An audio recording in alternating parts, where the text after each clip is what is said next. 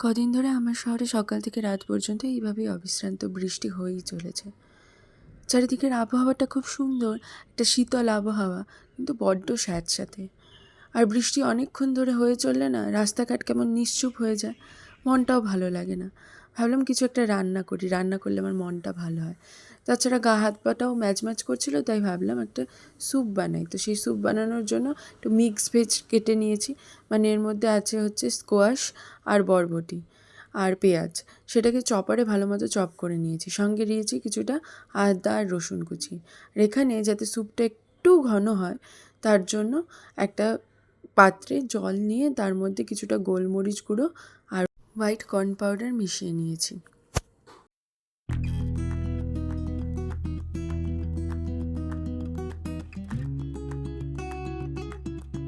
এই স্যুপটা আমি এমনভাবে তৈরি করার চেষ্টা করছি যাতে বেশিরভাগই হেলদি ইনগ্রিডিয়েন্টস ইউজ করতে পারি।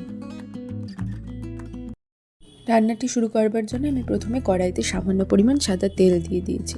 এরপর তেলটা গরম হলে আমি গ্যাসের আঁচটা কমিয়ে তার মধ্যে অ্যাড করব রসুন কুচি এবং আদা কুচি। এক্ষেত্রে বলে রাখি, এই পার্টিকুলার স্যুপটির জন্য কিন্তু আমরা কোনো রকম বাটার ব্যবহার করতে পারবো না। তারপর ওই রসুন আর আদা কুচি গোল্ডেন ব্রাউন হলে তার মধ্যে সবজিগুলো অ্যাড করে দেবো, যেগুলো আমি কেটে চপ করে রেখেছিলাম। তো সেগুলোকে ভালো মতো কিছুক্ষণ ভাজবো, পুরোপুরি মানে ভেজে ফেলার চেষ্টা করব না, আবার যাতে কাঁচা গন্ধটাও সবজির না থাকে সেদিকেও খেয়াল রাখতে হবে।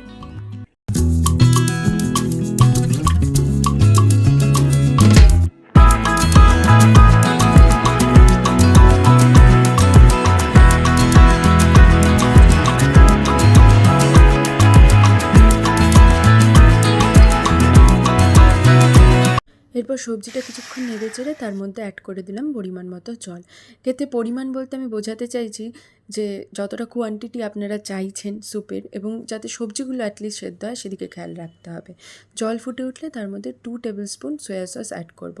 সয়া সস অ্যাড করার আগে কিন্তু কোনোভাবেই নুন অ্যাড করবেন না। তারপরে একটা কাঁচা লঙ্কা বেটে আমি অ্যাড করে দিলাম। এখানে সস আমি কমই ব্যবহার করতে চাইছি, তার জন্য আর চিলি সস না দিয়ে আমি কাঁচা লঙ্কা বেটে ব্যবহার করেছি।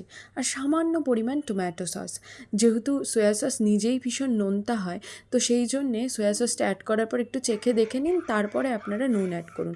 আর সবশেষে অ্যাড করব আমরা কিছুটা পরিমাণ চিনি, আর ওই যে স্যুপটাকে ঘন করার জন্য যে ব্যাটারটা বানিয়ে রেখেছিলাম কর্ন পাউডার এবং গোলমরিচের, সেটা অ্যাড করে দেব। তবে এটা কিন্তু সেমি থিকের থেকেও একটু কম হবে, থিকনেসটা যাতে একটু কমই হয়, কারণ এই স্যুপটা কিন্তু এভাবেই খাওয়া হয়, খুব একটা থিকভাবে খাওয়া হয় না।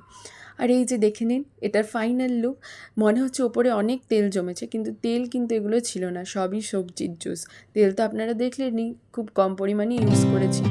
আর খেতে তো অসাধারণ হয় বন্ধুরা। যদি নুনে একটু কম বেশি হয় তাহলে নিজেরা অ্যাড করে